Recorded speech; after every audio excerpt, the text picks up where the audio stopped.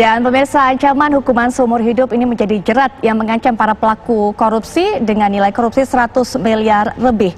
Nah, kita juga akan bahas sebenarnya bagaimana peraturan yang dikeluarkan oleh Mahkamah Agung, peraturan nomor 1 tahun 2020 ini kemudian bisa diwujudkan implementasinya di lapangan, kemudian juga bisa memberikan efek jera kepada para pelaku korupsi. Tapi yang lebih penting juga kita akan mengetahui sebenarnya apa dasar dikeluarkannya peraturan ini dan memang perlukah adanya peraturan ini sebagai panduan ataupun pedoman kepada para hakim. Kita ini sudah terhubung dengan para narasumber. Yang pertama ada Pak Abdullah selaku Kepala Humas dan juga Biro Hukum Mahkamah Agung.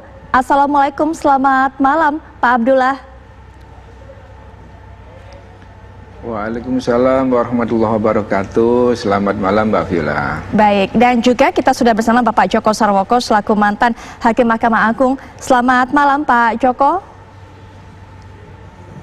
Selamat malam Mbak Putri Violia. Baik, nanti kita juga akan kedatangan anggota DPR Komisi 3, Bang Arteria Dahlan, tapi kita akan terlebih dahulu berbincang-bincang dengan Pak Abdullah dan juga Pak Joko. Pak Abdullah, tujuan adanya peraturan MA nomor 1 tahun 2020 ini adalah untuk bisa mengatasi masalah perbedaan pemberian hukum yang biasanya dilakukan tentunya oleh hakim ini. Kalau kita lihat kasusnya ternyata banyak sekali perbedaan yang besar antara pelaku korupsi satu dengan korupsi yang lainnya dalam kasus yang serupa. Sebenarnya realitanya di lapangan selama ini seperti apa sih Pak? Ya, terima kasih Mbak. Berdasarkan hasil penelitian dari teman-teman MAPI, memang ada disparitas antara kasus yang satu dengan kasus yang lain. Memang tidak ada kasus itu yang sama persis, tidak ada. Semua itu ya serupa kan gitu ya.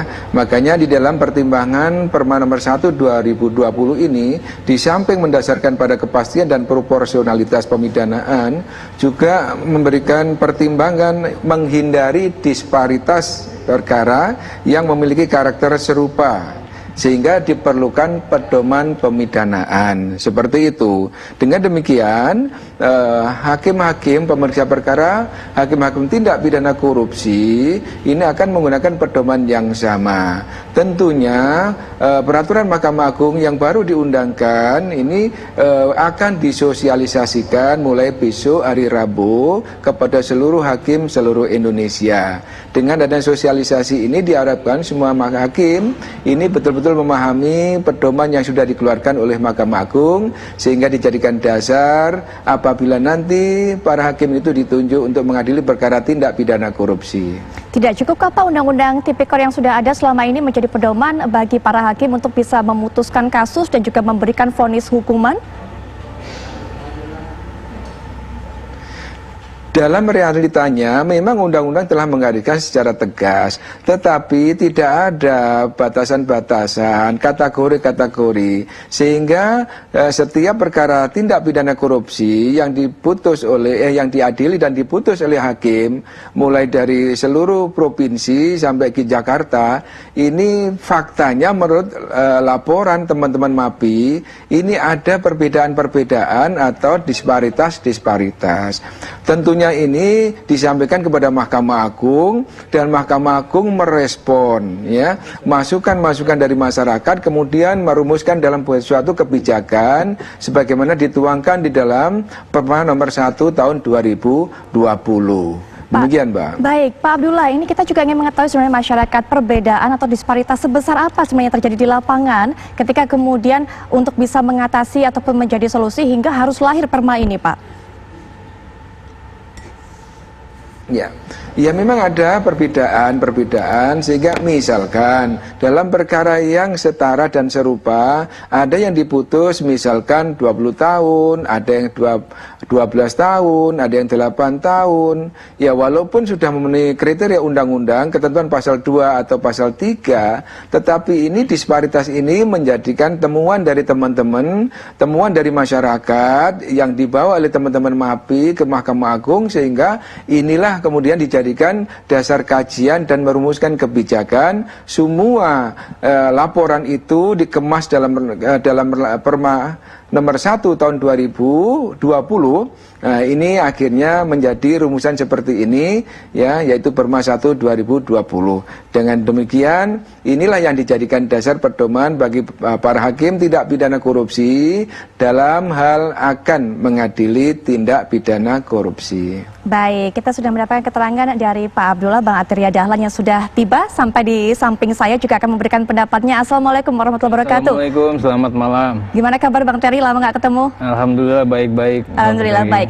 Bang Terry, kita sudah mendengarkan penjelasan tentunya dari pihak Mahkamah Agung. Apakah memang seperti itu, disparitas perbedaan yang terjadi cukup mencolok, cukup besar dalam pemberian hukuman kepada para pelaku korupsi di berbagai daerah sehingga kemudian harus lahir ataupun harus hadir peraturan MA ini? Ya kan ada dua isu. Isu pertama, apakah memang ada disparitas terkait dengan vonis-vonis yang dihasilkan atau diterbitkan oleh Yang Mulia para hakim.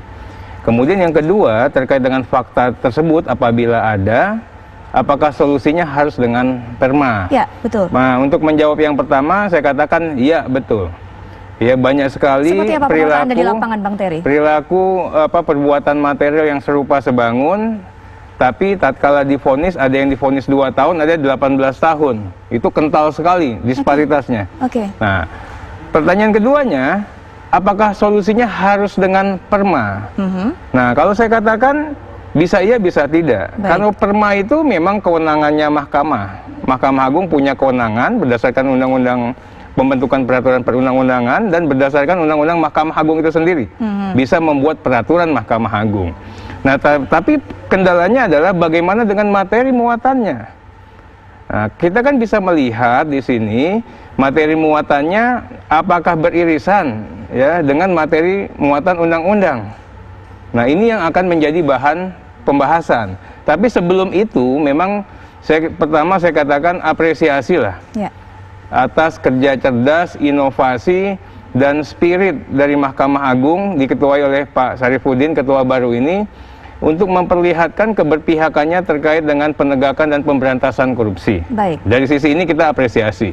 Tapi ada beberapa hal yang harus kita hati-hati sekali. Pertama, mengenai materi muatannya melebihi kewenangan atau tidak, kewenangan Perma dan Mahkamah Agung. Ini kan kewenangan pembentuk undang-undang diambil di sini. Kewenangan pemerintah bersama DPR secara tidak langsung. Itu yang pertama. Kedua, kok yang diaturnya hanya pasal 2 dan pasal 3 saja.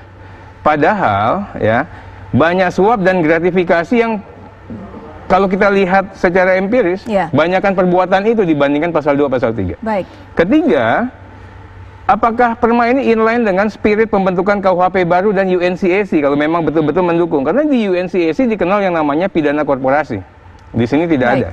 Keempat, ya, di sini kental diatur justice kolaborator (JC) ya bisa mendapatkan hukuman paling ringan di antara para tersangka. Nah, ini kan pengaturan materi muatan baru yang tidak ada di Undang-Undang Tindak Pidana Korupsi. Ini yang keempat. Baik, Bang Terry, kita tahan dulu. Kita sampai 4 agar Pak Abdullah bisa lebih mudah untuk bisa menanggapinya, begitu kan? Pak Abdullah, mungkin silakan tanggapi. Ada 4 poin setidaknya di awal yang menjadi sorotan oleh Bang Terry tadi.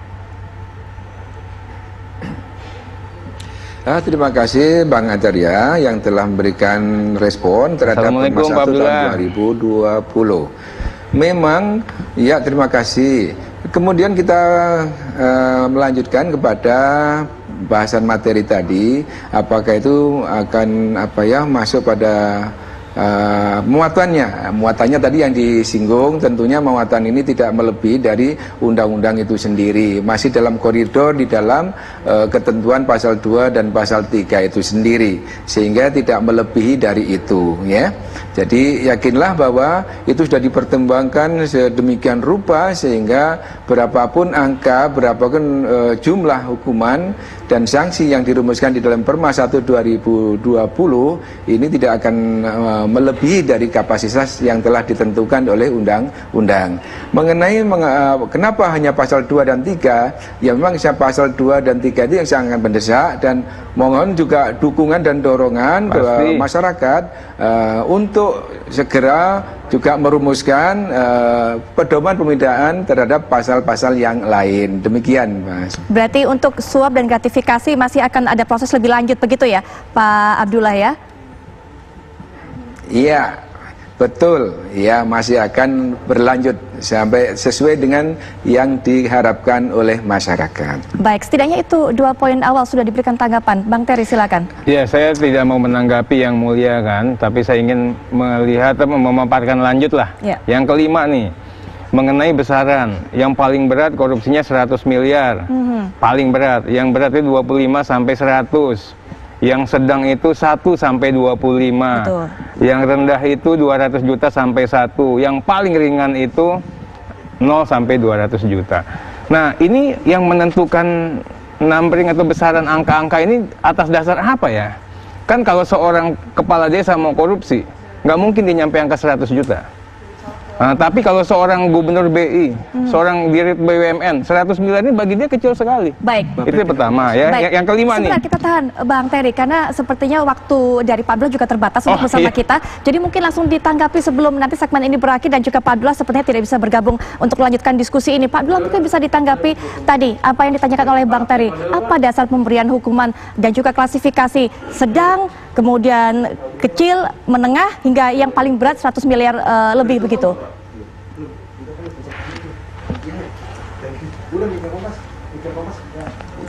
Baik, Pak Abdullah, masih bisa mendengar suara saya?